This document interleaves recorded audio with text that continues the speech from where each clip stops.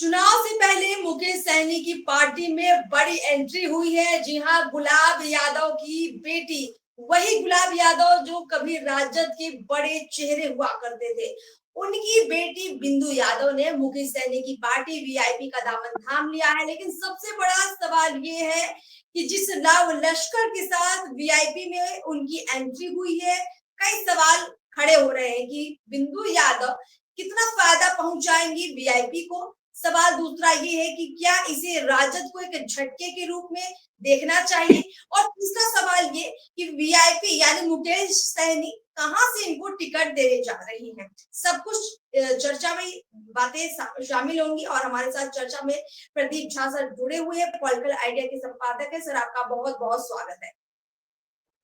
Sir, क्या लगता है कि बिंदु यादव और इनके पिता का जो बैकग्राउंड है, काफी विवादित बैकग्राउंड है, और उस बैकग्राउंड से आते हुए अब ये चुनाव से पहले जो एंट्री हुई है, क्या लगता है मुकेश सहनी ने ये जो एंट्री करवाई, कितना बड़ा फायदा वीआईपी को मिल सकता है? देखिए अर्पिता, वीआईपी तो अगर झंझारपुर लोकसभा पिछली बार भी जो लड़ी थी, झंझारपुर लोकसभा सीट पर एक बीजेपी से ही उम्मीदवार को इंपोर्ट करके लेकर आए थे, लोकसभा चुनाव लड़े थे, सुमन महासेठ को लड़ाया था इन्होंने। इस बार भी जो बिंदु गुलाब यादव वहां पर डिस्ट्रिक्ट बोर्ड की चेयरमैन है, जिला परिषद की अध्यक्ष है वहां, और उनके पिता गुलाब यादव जो है वो पहले झंझारपुर के एक बार एमएलए रहे हैं, और वहां 800 वोट से 2015 में डॉक्टर जगन्नाथ मिश्रा के पुत्र नीतीश मिश्रा, जो अभी बिहार में उद्योग मंत्री हैं, उनको हराया था गुलाब यादव ने। 2020 के विधानसभा चुनाव में आरजेडी से टिकट नहीं मिला था, वो सीट चली गई थी सीपीआई को, और सीपीआई से रामनारायण यादव को बीजेपी के नीतीश मिश्रा ने हराया था, बहुत अच्छे मार्जिन से, लगभग 40-50 हजार वोट से हराया था।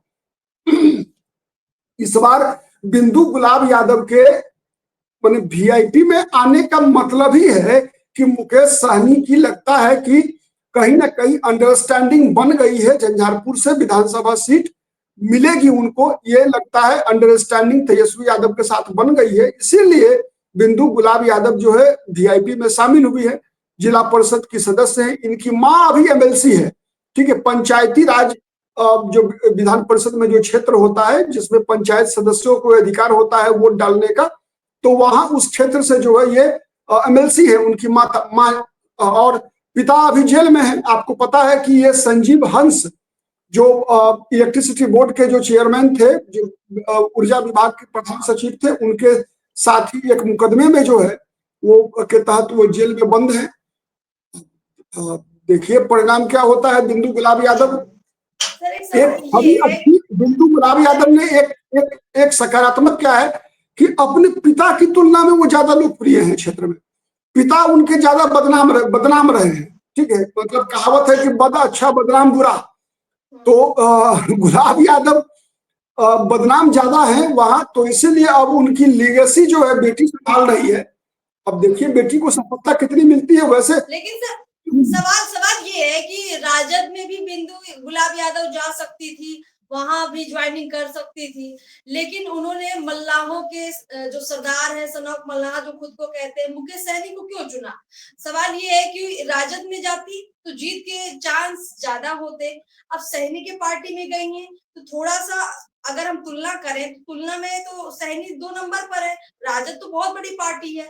क्या लगता है आपको, कहीं ये तेजस्वी और मुकेश सहनी के आपस में अंडरस्टैंडिंग तो नहीं है, जैसा कि होता आया है कि जब मुकेश सहनी बीजेपी के साथ रहते हैं तो जिन सीटों पर अपने कैंडिडेट देने होते हैं तो बीजेपी के समर्थित लोगों को ही पार्टी में ज्वाइनिंग करवा के उनको मैदान में उतारते। क्या ये कुछ वैसी ही तस्वीर है?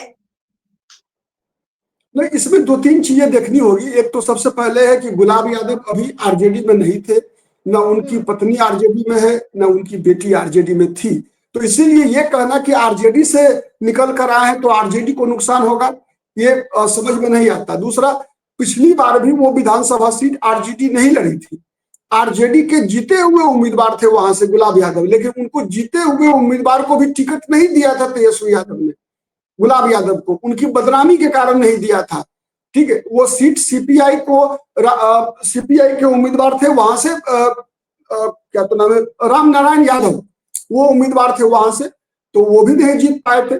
दूसरा एक बात समझ में आती है इसलिए कि वीआईपी को देने का एक मकसद समझ में आता है। देखिए, झंझारपुर विधानसभा सीट ऐसा है जहां पर कि अपवाद को छोड़कर लगातार आप देखेंगे कि या तो जगन्नाथ मिश्रा जीते हैं या फिर जगन्नाथ मिश्रा का पुत्र जीता है, मतलब ब्राह्मण कैंडिडेट जीता है, या फिर वहां ब्राह्मण कैंडिडेट को यादव उम्मीदवार से नहीं हराया जा सकता है।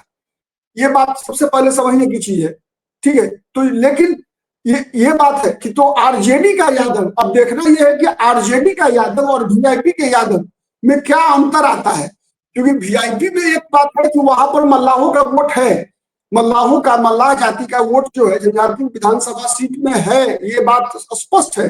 और इसीलिए मुझे लगता है कि अति पिछड़ा कार्ड जो मुकेश सहनी का है, वो झंझारपुर में जो तेजस्वी यादव जो खेलने का प्रयास कर रहे हैं, ठीक है, तो उसमें अति पिछड़ा कार्ड में यादवों की उपस्थिति और वो भी वीआईपी के टिकट पर, ये देखना है कि एक नया प्रयोग है, ये प्रयोग कहां तक सफल होता है।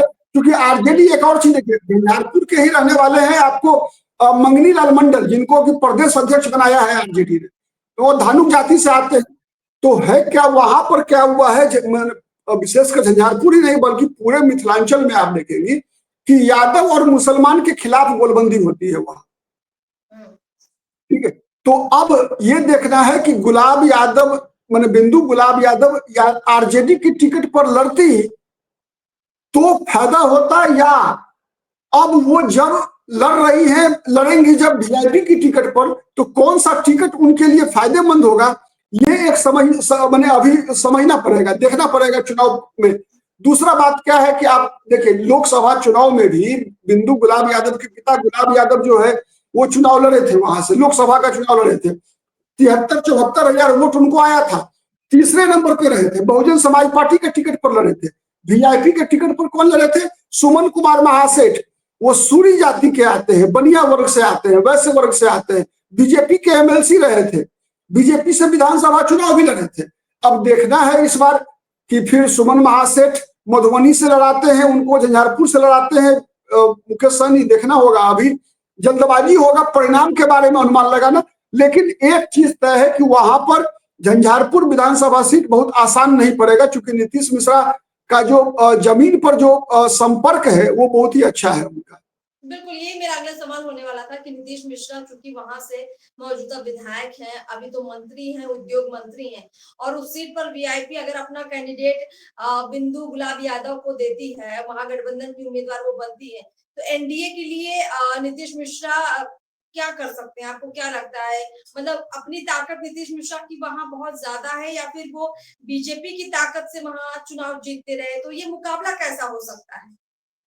दोनों है अर्पिता। देखिए वहां एक चीज समझिए सबसे पहले कि वहां जो वो विधानसभा सीट है झंझारपुर विधानसभा सीट से लगातार जगन्नाथ मिश्रा कई चुनाव जीते, नीतीश मिश्रा के पिता, फिर नीतीश मिश्रा भी 3 चुनाव जीत चुके हैं वहां से, तो इतना आसान नहीं होगा। और उनकी छवि भी खराब नहीं है, ऐसा नहीं है कि जनता के बीच नहीं रहते, ठीक है, तो छवि भी अच्छी है। तीसरा क्या है कि उस क्षेत्र में आप देखेंगे कि वो उस क्षेत्र में संजय झा जो जनता दल यूनाइटेड के अभी कार्यकारी अध्यक्ष हैं, उन्होंने कई काम करवाया है। आपको याद होगा पिछले महीने वहीं पर विदेश्वर स्थान में, झंझारपुर में ही विदेश्वर स्थान है जहां पर कि प्रधानमंत्री भी गए थे, ठीक है। तो अब ये मैं सीधा बता रहा हूं, वो इतना आसान नहीं है महागठबंधन के लिए सीट निकाल लेना, वहां से सीट छीन लेना बीजेपी से इतना आसान नहीं होगा उस क्षेत्र में। बिल्कुल, कुल मिला के वहां पे जिस तरीके का काम हाँ, लेकिन एक प्लस पॉइंट है, एक प्लस पॉइंट है बिंदु गुलाब यादव का, कि बिंदु गुलाब यादव की जो छवि बनाई है उन्होंने 2-3 वर्षों के अंदर, वो एक तो बच्ची है, मतलब कम उम्र की है, ठीक है, काफी सक्रिय है वहां पर, और एक अच्छा माने विकास करने वाली महिला उम्मीदवार के रूप, महिला राजनीतिक कार्यकर्ता के रूप में अपनी छवि बना रही है, इसमें कहीं कोई दो मत नहीं है, ठीक है। तो मुकाबला रोचक होगा, मुकाबला रोचक होगा, मतलब पिता की तुलना में अगर पिता होते चुनाव लड़ रहे होते, उनकी मां चुनाव लड़ेगी तो उससे बेहतर मुकाबला करेंगी ये, इस बात में कहीं कोई शक नहीं है। परिणाम तो मुझे नहीं पता क्या होने वाला है। चलिए, एक जोश भरने का काम जरूर बिंदु गुलाब यादव करेंगी वीआईपी में। मुकेश सहनी की पार्टी में महागठबंधन को भी ऐसे युवा चेहरे जब मिलेंगे तो उसकी एक अलग रौनक दिखेगी। कुल मिलाकर झंझारपुर का मुकाबला दिलचस्प हो सकता है, क्योंकि वीआईपी यहाँ से बिंदु गुलाब यादव को उतार रही मैदान पर, और अगर नीतीश मिश्रा यहाँ से उनके सामने होंगे तो ये और ज्यादा रोचक होगा, क्योंकि वो भी मंझे हुए खिलाड़ी हैं और ये भी एक नई नेता के रूप में उभरती हुई सामने नजर आ रही है। चलिए, झंझारपुर में काफी दिलचस्प मुकाबला दर्शकों को देखने को मिलेगा। प्रदीप जी, इस पर पूरी नजर बनाए रखिएगा। आगे भी इस सीट पर हम तमाम चर्चा जरूर लेकर आएंगे और यहाँ के समीकरणों को भी समझेंगे। इस सीट पर चर्चा के लिए आपका बहुत बहुत शुक्रिया। बहुत बहुत शुक्रिया।